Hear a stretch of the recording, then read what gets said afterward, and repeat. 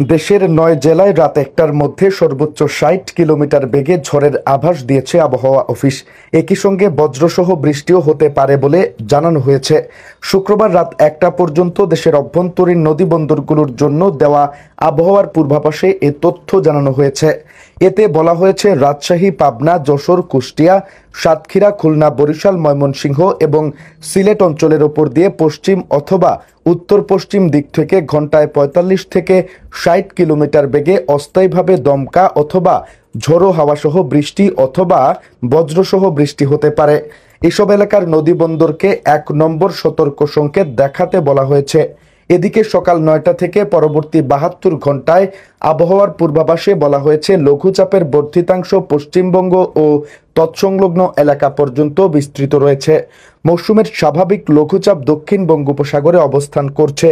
এমন পরিস্থিতিতে রংপুর, রাজশাহী, ঢাকা, ময়মনসিংহ, খুলনা, বরিশাল, চট্টগ্রাম ও সিলেট বিভাগের ২-১ জায়গায় অস্থায়ীভাবে দমকা অথবা ঝোড়ো হাওয়াসহ বিদ্যুৎ চমকানো বা বৃষ্টি কিংবা বজ্রসহ বৃষ্টি হতে পারে। সেই সঙ্গে কোথাও কোথাও বিক্ষিপ্তভাবে শিলাবৃষ্টি হতে পারে। এছাড়া সারা দেশে দিনের তাপমাত্রা ১ থেকে ২ ডিগ্রি সেলসিয়াস কমতে পারে এবং রাতের তাপমাত্রা সামান্য কমার সম্ভাবনা রয়েছে। এছাড়া আগামীকাল শনিবার রংপুর, রাজশাহী, ঢাকা, ময়মনসিংহ, খুলনা, বরিশাল, চট্টগ্রাম ও সিলেট বিভাগের ২-১ জায়গায় অস্থায়ীভাবে দমকা অথবা ঝোড়ো হাওয়াসহ বিদ্যুৎ চমকানো বা বৃষ্টি কিংবা বজ্রসহ বৃষ্টি হতে পারে।